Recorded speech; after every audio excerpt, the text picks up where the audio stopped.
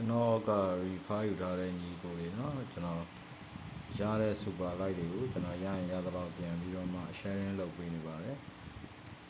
refer တွေเนาะ active ဖြစ်ကြပါပို့တွေเนาะကျွန်တော်တို့ပုံမှန်တင်တာဒီနေ့ကိုအနည်းဆုံးမတင်နိုင်ဘူးဆိုရင်တော့3 4 5ခုတော့တင်ပေးပါเนาะဆိုတော့ဒီမှာဒီညီလေးကိုကျွန်တော် super like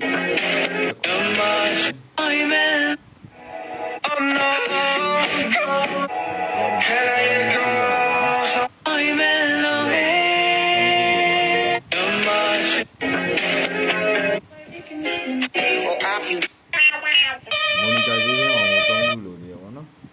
ဒီ3ခုကိုကျွန်တော်ဖြည့်ပေးရမှာဖြစ်ပါတယ်